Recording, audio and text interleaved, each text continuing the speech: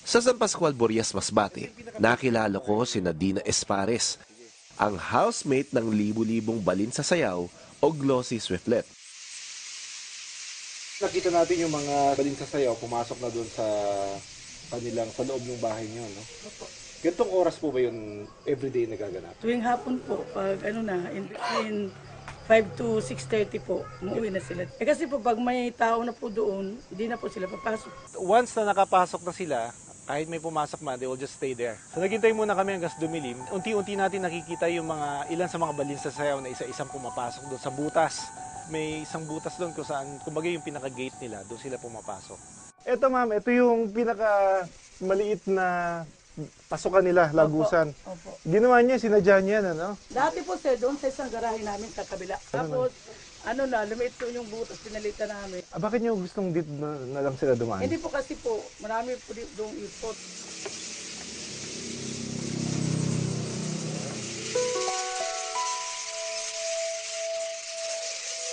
Okay, ilang kuweba na yung pinasok natin, no? Pero none of them would compare to such feeling na nararamdaman natin dito.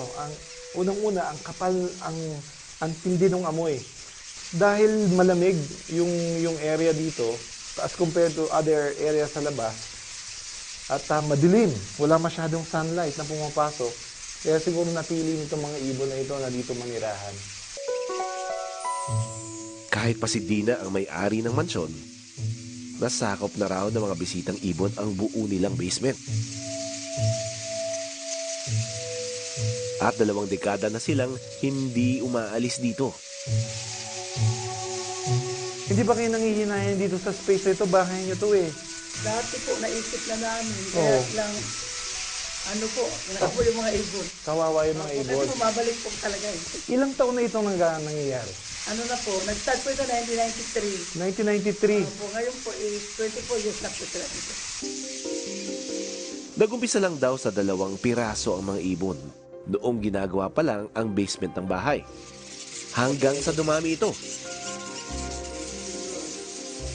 Kung tutuusin, ang kanilang anak na si Eduardo ay kababata na raw ng mga ibon.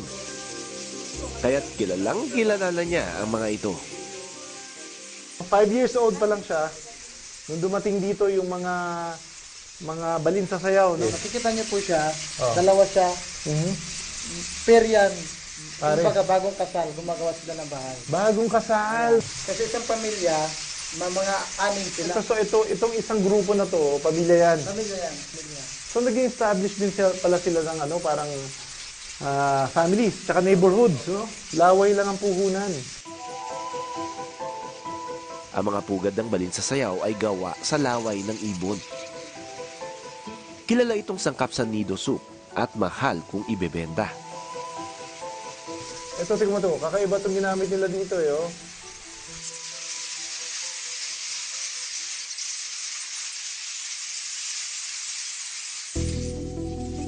Pero matagal na nila itong itinigil dahil kumakaunti daw ang mga ibon tuwing nangongolekta sila.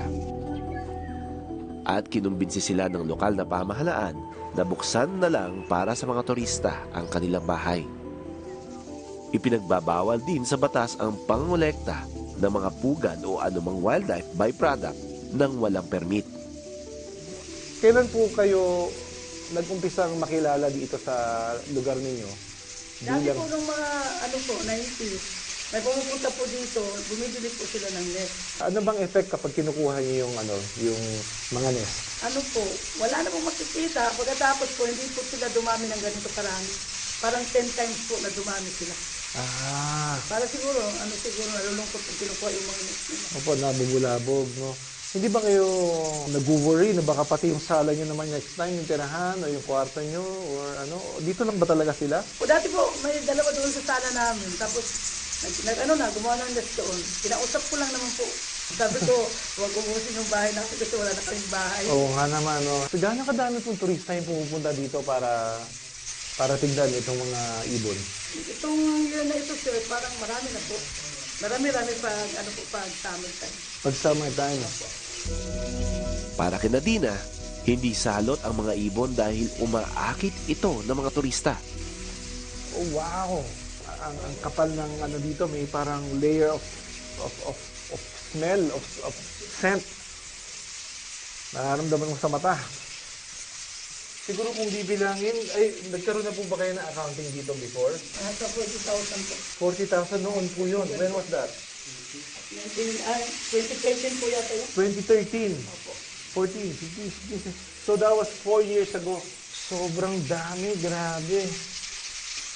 And they're so close na it's as if wala na silang pakialam kung lumapit man tayo or hindi. Kapag lumilipad sila, nagtatalsikan yung dumi nila eh. Ang tindi ng amoy. Yung stench na you just know that you can feel it sa ilong mo. And in fact, sila nanay nililinis pa nga ito linggo-linggo.